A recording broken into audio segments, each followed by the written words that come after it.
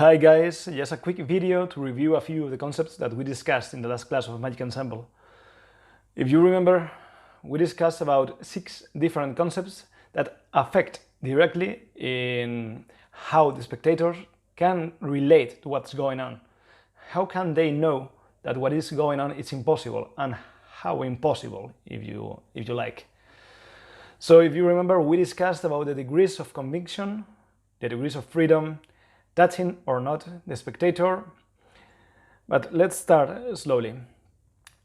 The degrees of conviction, we understood that is how much do the spectators know that what is happening is what is supposed to be happening. For instance, we had the example on shuffling a deck of cards.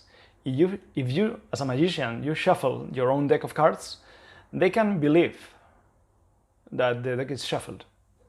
Okay, if we have the different adjectives and we give them a kind of fictional value, like admitting is a 3, accepting is a 4, believing is a 6, trusting is a 7, then knowing could be a 10.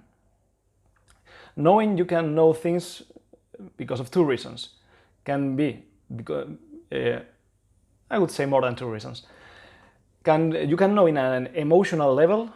I mean, something that you feel that is right, that is done. I know that what I'm doing is something that is right.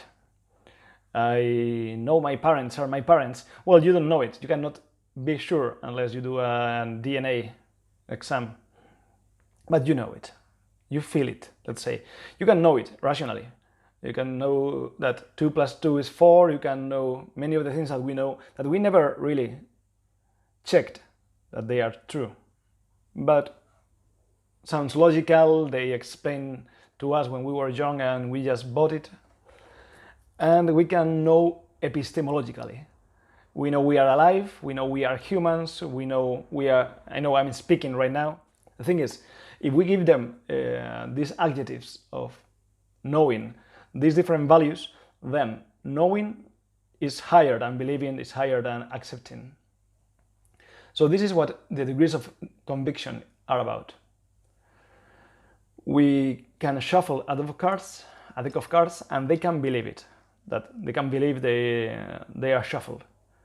But they can shuffle themselves. Then they know the deck is shuffled.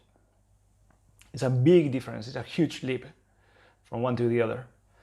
Ways of achieving this without giving the cards to the spectator, because we don't want, we cannot, because the security measures of the COVID. For instance, we said that if we put all the cards in a transparent plastic bag and you shuffle yourself this bag and they see the cards jumping up and down, they will know the cards are mixed. The same when an accident happens. If the cards fall to the floor, then they will know. In this case, they will know both rationally and emotionally. The nature of an accident is that it's sudden, it's not prepared. You have no control over an accident. So using all those tricks can increase the value of the degree of conviction, making it clearer in their mind that what is going on is really what they know is going on and what is supposed to be going on. Of course, this mostly affect to all the effects where the order of the cards are important.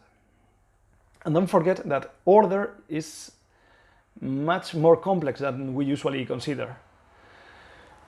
If we shuffle a deck of cards and then we spread it and it's in brand new order, okay, it's like order into chaos. But then we have oil and water. Oil and water is exactly the same effect.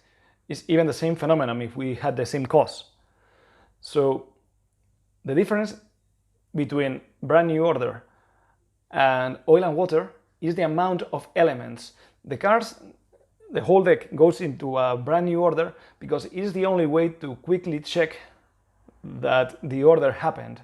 If it goes from a random order to a different random order, it's the same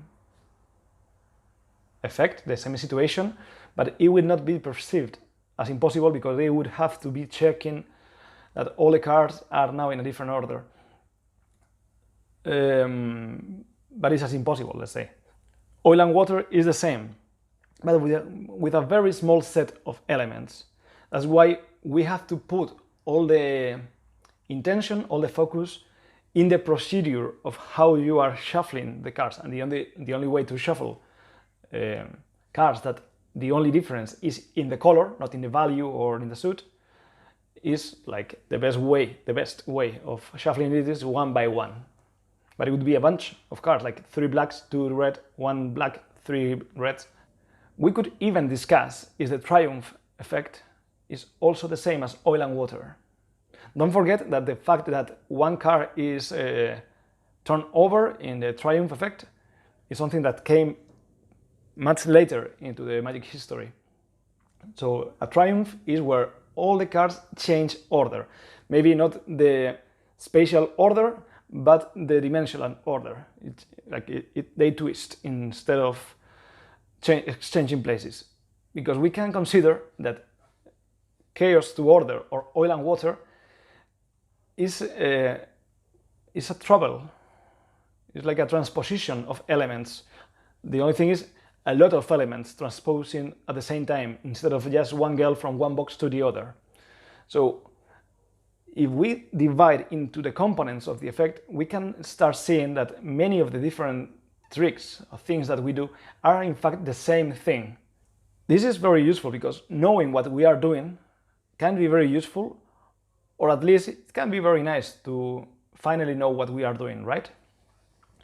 So that's all. That's just a quick starter of what I wanted to review in this first video in order to introduce the second class that it will happen 24th of August, 25th in English, where we will review some of these concepts and many others, because it will be the past class when we will discuss about the origins of what we do, what is the reason of us considering that mentalism is what we consider to be mentalist.